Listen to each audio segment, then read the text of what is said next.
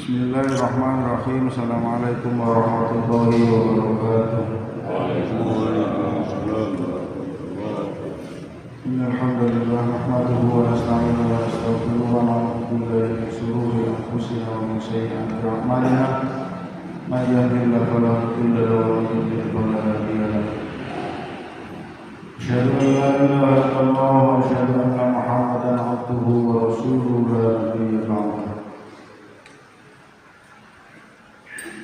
Ya Rahman Ya Rahim Ya Latif Ya Alim Ya Fatah Ya Hakim Ya Mu'allim Ibrahim Alimna Wa Ya Mufahim Sulaiman Fahim. Alhamdulillah kita masih bisa mengajar, kita berikan taufik sifat Allah Subhanahu wa Ta'ala. Salawat salam semoga tetap tercurah pada junjungan kita Nabi Muhammad sallallahu alaihi wasallam yang terus mentarbiyah kita. Bapak Ibu ingkang pinulya, monggo dipun lajengaken matan hadis selanjutnya dari Syarah Arba'in Nawawi.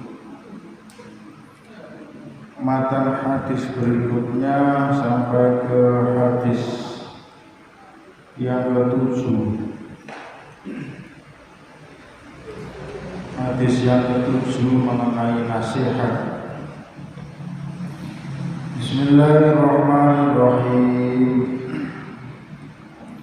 Al-hadithu utawi hadis as-sabi kakak itu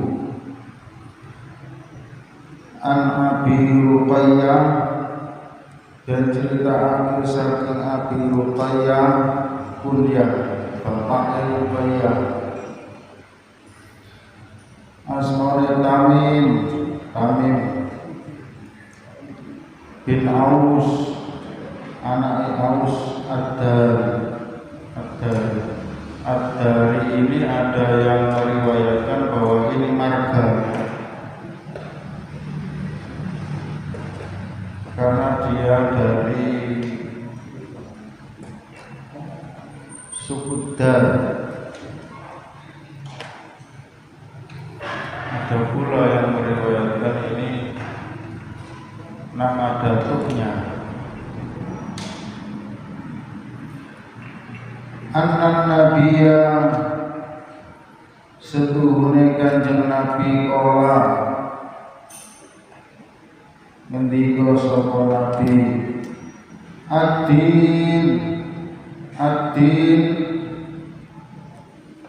utawi pokok-pokoke agama iku an-nasihah, nasihat. Kulna matur kita, iki jamak boten mufrad, artinya yang mendengarkan hadis itu banyak personal, kumpulan sahabat-sahabat. Terus Kanjeng Nabi agama niku nasihat dipun sauti kali sahabat-sahabat. Liman kanggo sinten ora ngendika sapa Nabi lillahi maring Gusti Allah, wali kitabi lan kitab Gusti Allah, wali rasuli lan rasul Gusti Allah, wali a'immatil muslimin lan maring kira-kira imami wong muslim, wa ammatihim lan maring umume wong muslim. Rawahu Muslim, dan riwayatake hadis iki saking Imam Muslim. Saderenge mlebet wonten pembahasan hadis iki, kula nderek anggere terkait ad-dinun nasihat. Ad-din itu pun cetha maknane nopo?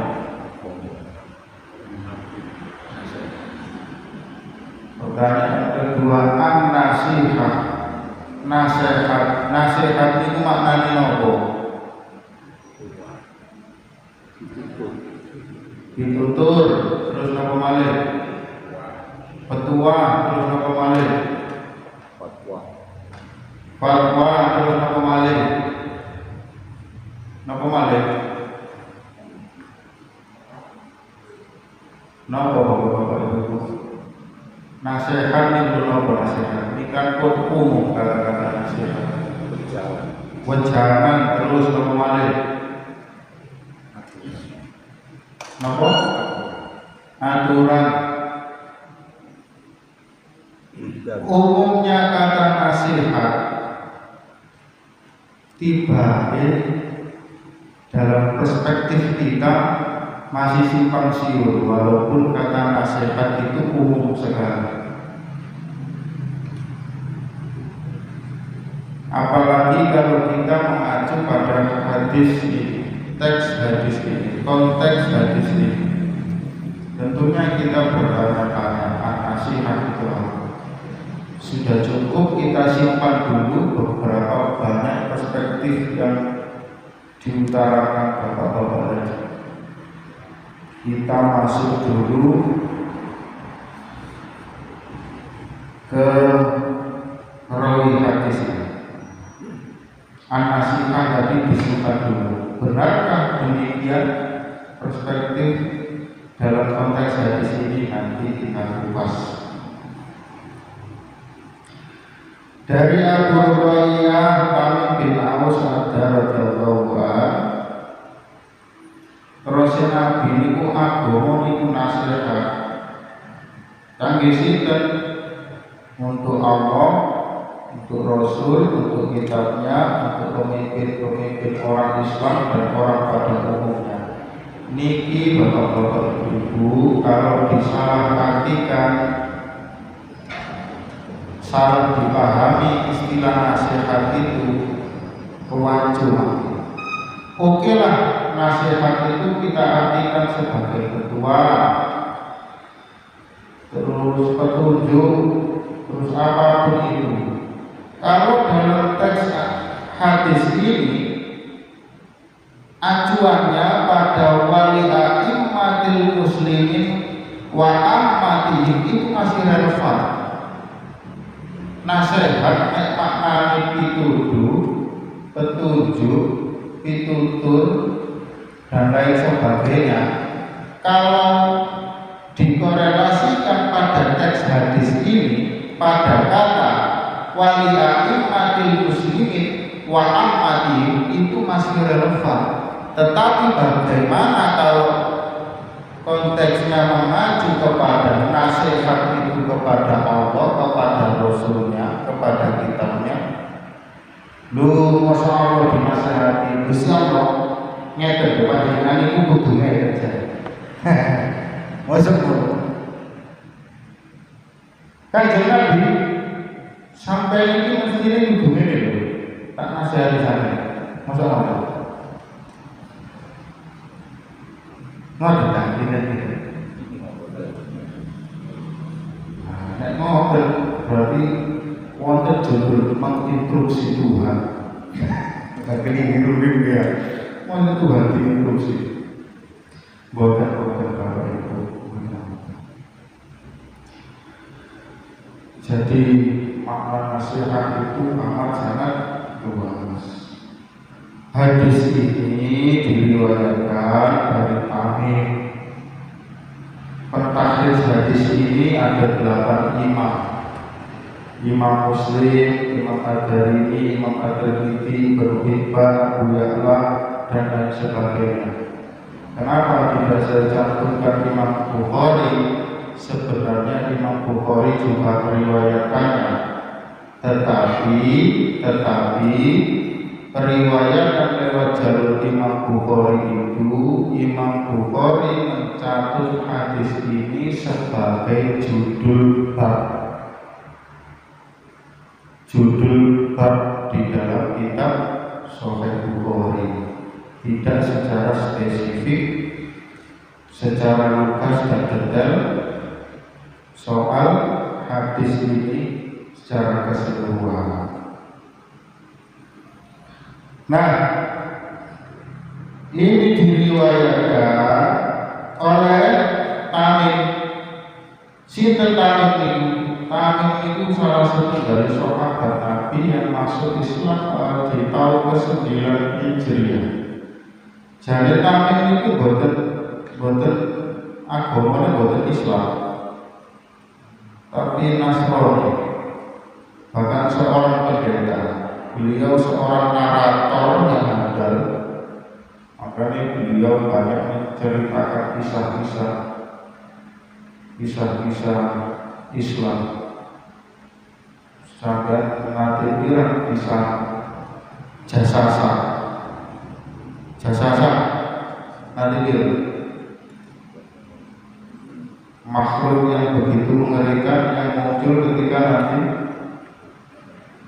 di akhir hari kiamat. Nah, itu naratornya sahabat Tamim ini menghafal sekitar 40 hadis. Wakila ada yang mengatakan 18 hadis. Beliau diangkat sebagai penasihat juga oleh Rasulullah. Bahkan yang pertama kali dicetuskan di Masjid Nabawi harus ada penerangan. Kalau tiang ini publik, dipasangi publik Masjid Nabawi ini sahabat Tamim.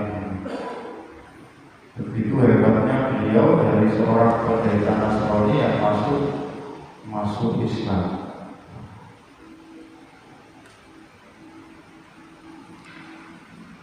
Beliau itu pernah mengkhatamkan satu Quran dalam satu rakaat hari ibadah. Kalau kalian dengar, insya Allah saya bayar.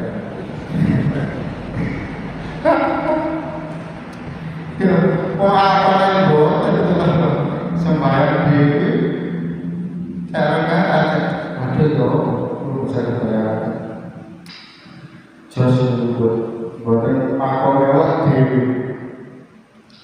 Makna hadis ini secara global ditafsirkan kepada sebuah teks yang lain pada dasarnya.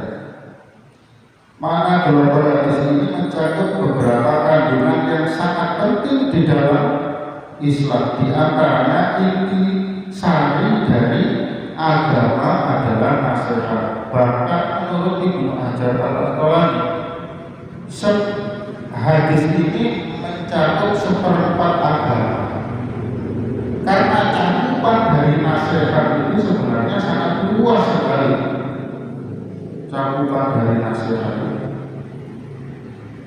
Wa ma'anal hadis imadiddin wa qiyamihi nasihat qawlihi al-hajjul arafah aimadihi wa qadamahu arafah. Makna hadis ini adalah tiap agama dan penyangganya adalah nasihat. Artinya pokok-pokok agama itu nasihat. Ini seperti halnya sabda yang mengatakan haji adalah arafah. Tafsir itu dibedakan tafsir hadis itu. Intinya haji itu beda arafah. Lalu agama itu nasihat. Masuk ke dalam syarat mata hadis ini.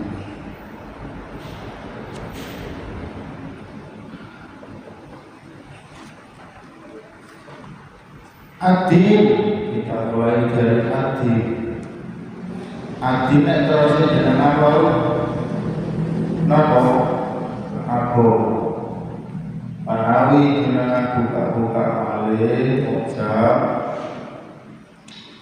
Ar-Raghib Al-Asfahani itu menjelaskan di dalam Al-Quran kata adil yang relevansinya sama, derivasinya sama, turunan katanya sama itu diulang sebanyak 27 kali kata adil.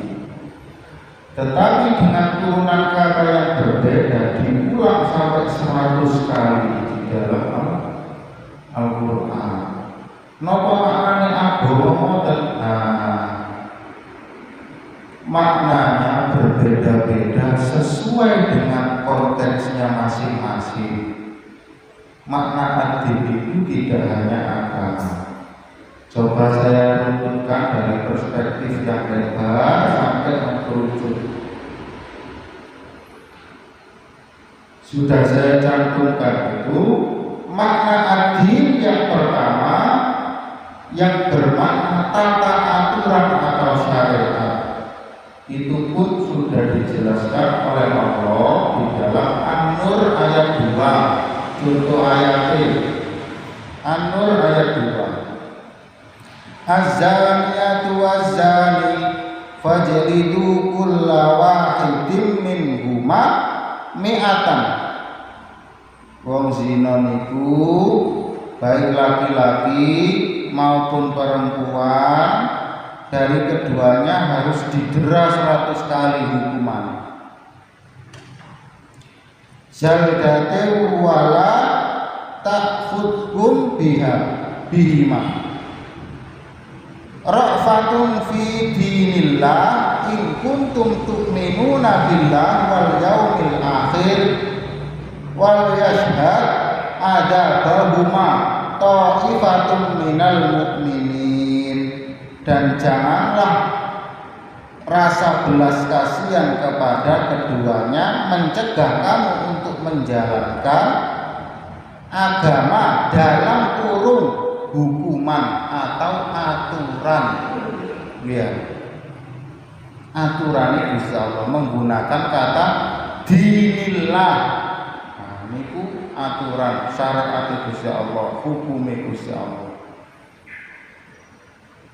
Dan hendaklah pelaksanaan hukuman mereka disaksikan oleh sebagian orang-orang yang beriman. Cek dados ibro, cek dados contoh nek nglakoni niku hukumane ini. Nah, pada An-Nur ini sangat mengisyaratkan sekali bahwa makna ad-din maknanya hukuman, aturan atau syariat. Lantas bagaimana makna ad-din yang lain? Perspektifnya lebih berkembang lagi. Makna yang kedua adalah al-khudu. Al-khudu nek kula tulis teng mriku kekuasaan dia. Jane maknane mboten kekuasaan. Al-khudu itu penyerahan atau kepasrahan diri terhadap sesuatu yang menguasainya. Korelasinya kepada sebuah kekuasaan. Ngoten. Kekuasaan. Contohnya wonten teng surah Al-Waqiah ayat 86 87. Falaula in kuntum ghaira madinin itu asal kata din. Tarji'unaha in kuntum shadiqin. Maka mengapa jika kamu memang tidak dikuasai Allah, lamun awakmu iku gak dikuasai Gusti Allah, kuasane Gusti Allah itu tidak sampai kepada dirimu, kamu tidak mengembalikannya, kamu tidak bisa mengembalikan nyawamu jika kamu itu orang yang benar. Lamun awak dhewe iki duwe kuasa dhewe ngoten iki, duwe kuasa dhewe. Nggih saged balekaken nyawa nek awak dhewe iki mati. Tetapi kita ini tidak berkuasa, semuanya itu atas kuasa Allah. Sehingga jika kita mati, kita tidak bisa mengupayakan untuk mengembalikan roh kita kembali kepada jasad kita. Madinin itu dikuasai Allah, dalam penguasaan Allah. Perspektif makna yang berikutnya yaitu pembalasan atau penghisapan. Maliki yaumiddin, kan Al-Fatihah, yang menguasai hari pembalasan. Yaumiddin arahnya pada yaumil qiyamah. Ya. Baru perspektif berikutnya mengarah kepada agama tetapi masih umum, tetapi masih secara umum. Wa raditu lakumul Islam dina, agama. Dalam surat Al-Maidah ayat 3, dan telah kuridhoi Islam itu jadi agama bagimu. Lantas mengarah kepada perspektif yang lebih khusus bahwa ad-din itu mengarah kepada ranah ketauhidan. Intisarine agama. Itu sudah saya cantumkan dalam Ar-Rum ayat 30, Al-Fat ayat 28, terus Al-Bayyinah ayat 5. Al-Fat ayat 28 itu apa ini? Walladzi arsala rasulahu bil huda wa dinil haq itu al-Islam. Agama yang hak adalah agama yang mentauhidkan Allah. Ranahnya sudah pada ranah ketauhidan. Al-Bayyinah ayat 5 ya napa?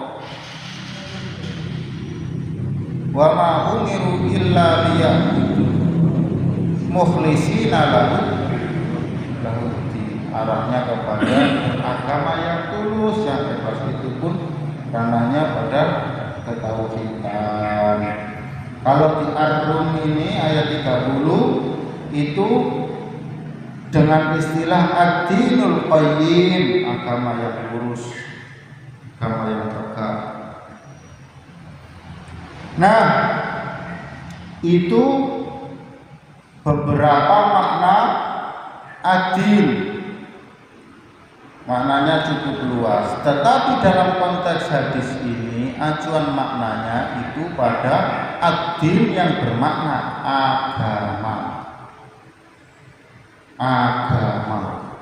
agama Islam. Selanjutnya makna an-nasihah. Sebenarnya makna an-nasihah ini jenengan kalau buka tafsir Al-Qurtubi yang membahas surah At-Taubah ayat 91 sudah selesai pembahasannya. Kajian ini sudah selesai.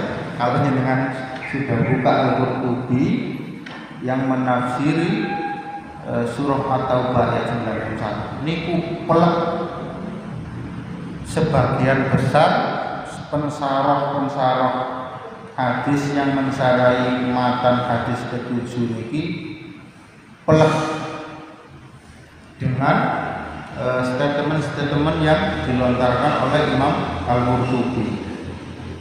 Makanya kalau cantumkan setelah Imam An-Nawawi, saya kasih beberapa makalah dari Al-Qurtubi, dari Imam An-Nawawi terus Imam Al-Qurtubi, karena memang sekorelasi, sangat berhubungan sekali.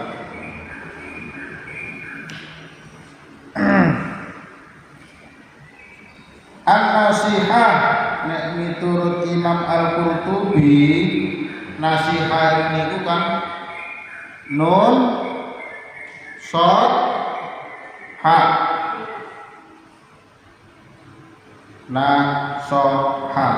nasoha niku maknane ikhlasul amali minal ghisyi, ketulusan dalam beramal dan terhindar dari segala tipu daya. Makanya sampai ono istilah taubatan nasu.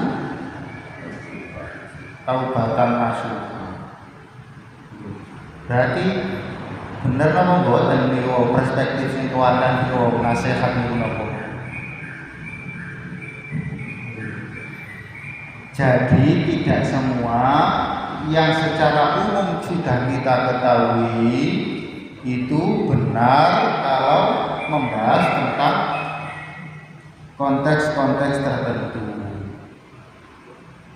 Di dalam hadis ini makna an-nasihat itu bukan nasihat secara umum yang kita ketahui, tetapi nasihat yang mengacu kepada kemurnian, ketulusan.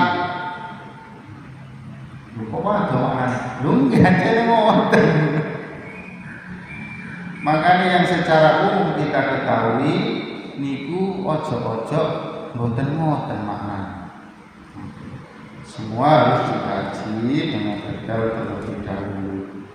Sedangkan di dalam Mu'jam Al-Wasit ya napa nasohani khalas min sawa'ibil azmi ala rujui wan nasaha qala min al-ghisil wasai, terbebas dari kotoran dan upaya atau tekad untuk kembali memurnikan serta terbebas dari segala tipu daya. Ngono tibake maknane nasihat. Terus ya napa menurut ulama yang lain, Imam Al-Qadhi mengatakan wa makna fil lugha, maknanya secara kebahasaan itu al-ikhlas,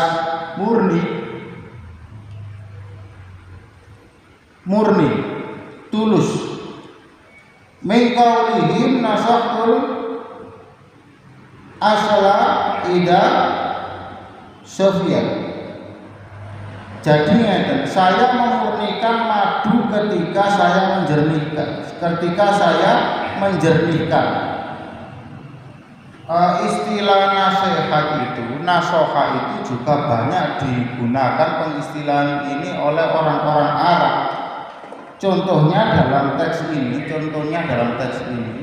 saya memurnikan madu ketika saya menjernihkannya. Nasahtu al-asla ida safaitu.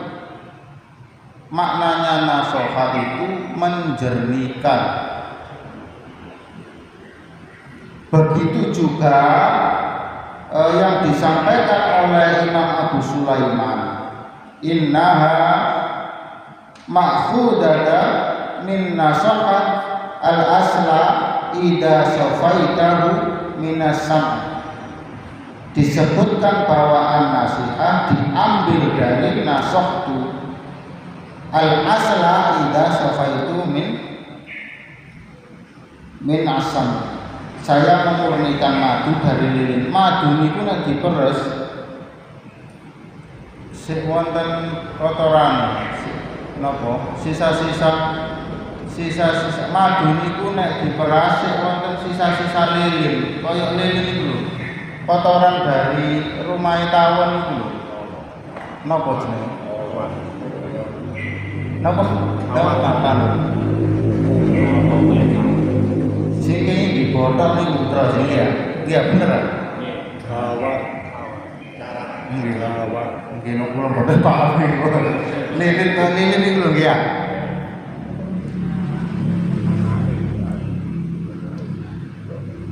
Niku juga menggunakan upaya pemurnian madu itu juga menggunakan istilah nasoha.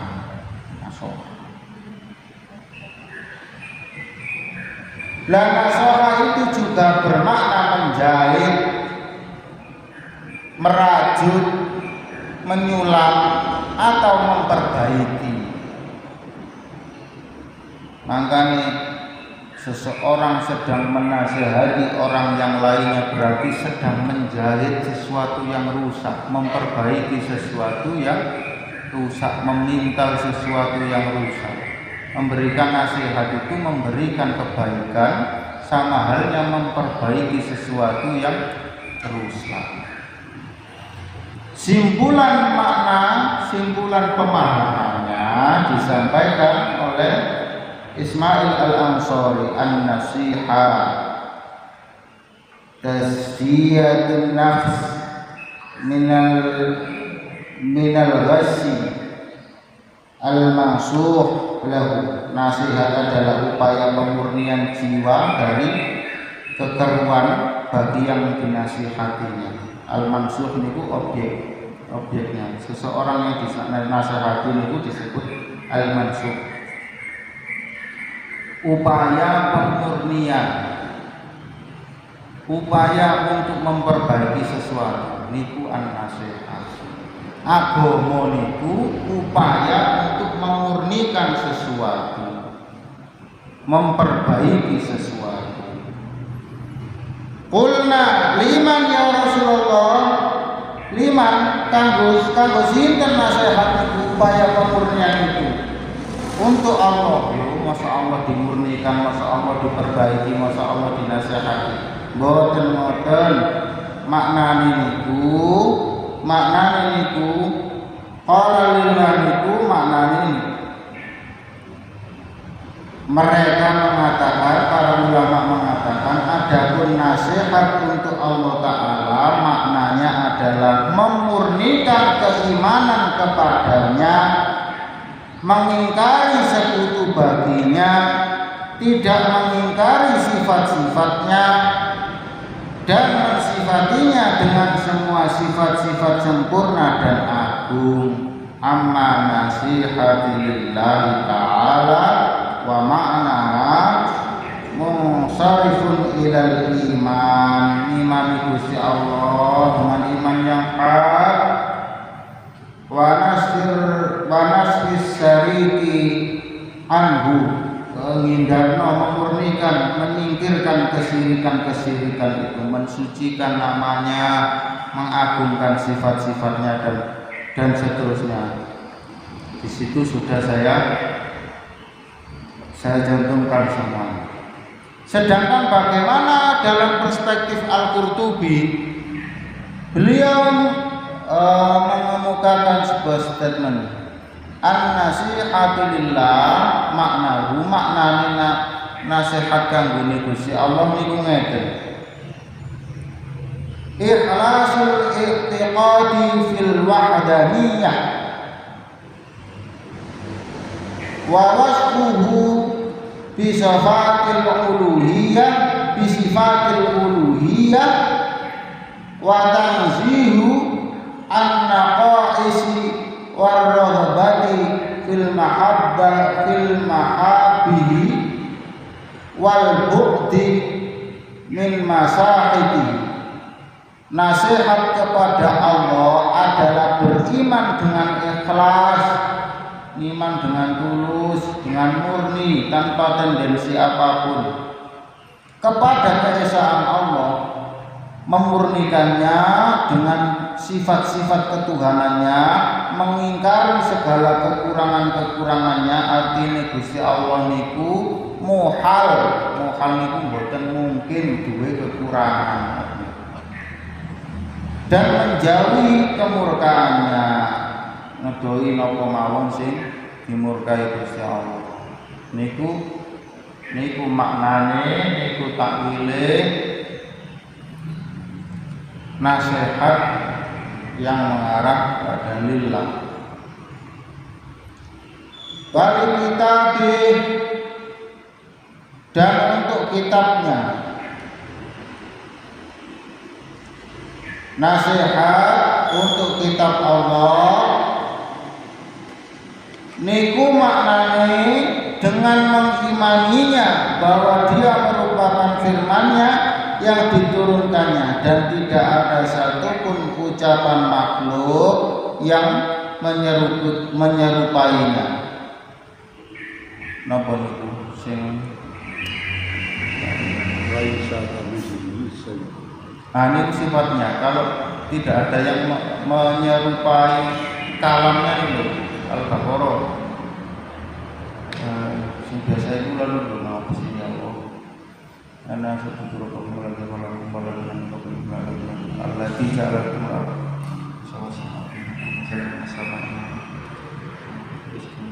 fala taj'alu lillahi andada wa in kuntum fi raibin mimma nazzalna ala abdina fa'tu bi suratin min mithli wad'u syuhada'akum min dunillahi in kuntum shadiqin.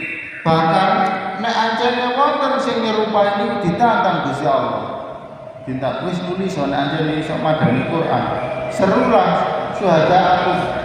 Serulah wis golongan kabeh iki bolo-bolo celung kabeh. Ahli-ahli bahasa kuno kabeh nek anjene iso nyaingi Quran. Tapi nek anjene gak iso, takutlah kepada neraka. Takutlah kepada neraka. Itu tantangan terbuka, surat tantangan terbuka. Jadi itu makna dari nasihat kepada kitab-kitab Allah. Kemudian dengan mengagungkannya, dengan mutola'ah membacanya dengan sebenar-benar bacaan, lalu memperbagus bacaannya dengan khusyuk dan membacanya sesuai huruf-hurufnya dan lain sebagainya. Ini panjang sekali itu. Imam Nawawi mensarai soal itu. Salah satunya ya matla'ah itu amat sangat penting sekali. Nasihat di kitabihi salah satunya menghidup-hidupkan Al-Quran dengan matla'ah. Kasusnya sendiri. Kalau tidak dengan matla'ah, siapa lagi yang akan menemukan makola-makola, statement-statement para ulama terdahulu, para pendahulu kita yang boten dibalik-balik maneh niku akhirnya keukep ketutup wis gak mesti bahas. Suwe-suwe nek gak mesti bahas hilang. Keukep hilang. Akhirnya tidak dijadikan rujukan, ilmunya ketutup wis tidak banyak generasi selanjutnya yang mau menoleh kepada hal-hal itu. Maka dengan matla'ah itu bisa membuka lagi wawasan keislaman, wawasan para ulama-ulama terdahulu, para sahabat, dan wejangan-wejangan Kanjeng Nabi niku semua terbuka kembali. Menurut Imam Al-Qurtubi sing diarani wali kitabi niku wa kana nas'u li kitabillah bi makna qira'atuhu wa tafaqahu fihi wa tabra'anhu wa ta'limuhu wa ikramuhu wa takhallaqu bihi.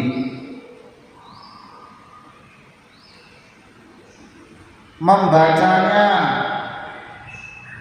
memahaminya ya dengan matla'ah seperti ini, membelanya artinya ngugemi teman-teman, mengajarkannya, diwasiatkan. Quran itu dinasihatkan,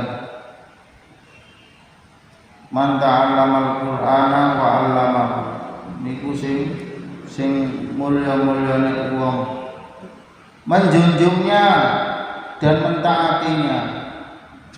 Niku wali kita bi maknane wali kita bi wali rasulihi, dan untuk rasulnya, nasihat untuk rasulnya niku ya napa wa apa nasihat Rasulillah sallallahu alaihi wasallam fatasdiqahu ala risalah wal iman bi jami'i ma ja'a bihi wa ta'atuhu fi amrihi wa nahiyah wa nusratihi hayya wa mayyitan wa mu'adata man 'adahu wa muwaladata man walahu wa irdama haqqahu, dan seterusnya. Adapun nasihat untuk Rasulullah sallallahu alaihi wasallam yang giniku maknanya dengan membenarkan risalahnya dan memahami semua hal yang dibawanya.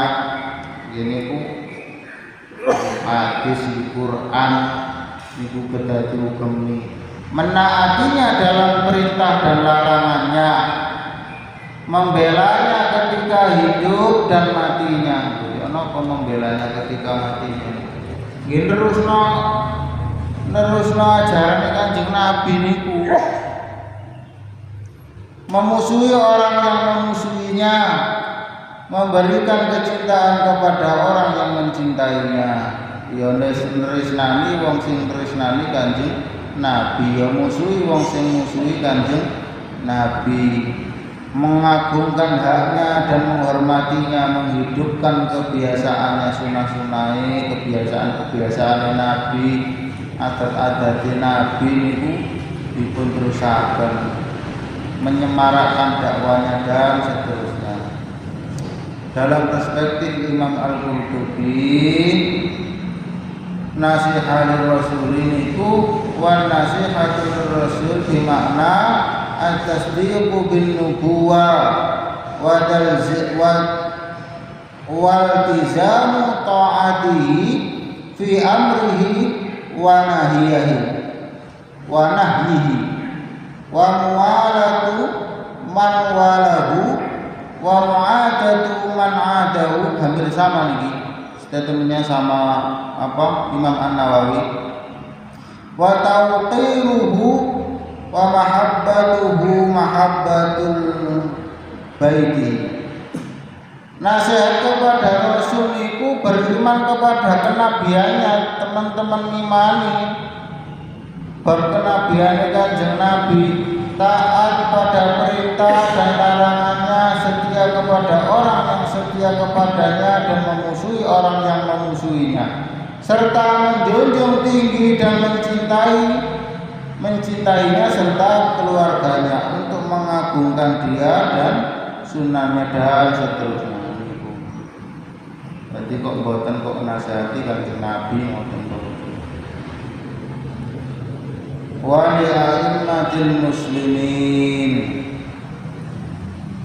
nasihat kangge pimpinan-pimpinane wong muslim. Nah ini baru relevan dengan makna nasihat secara umum.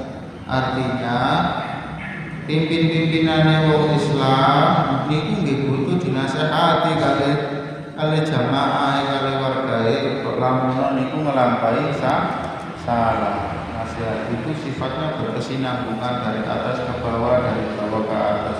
Semua butuh nasihat, bahkan seorang pimpinan pun atau sama bermawon. Jadi ku kedhi keterangan tentang hakikat yang sebenarnya. Nah, siapa sih Allah itu, siapa sih agama itu? nah, Jeroan itu. jeroan. Demikian yang bisa saya sampaikan. Semoga manfaat barokah. Mari kita tutup dengan kafarah majelis.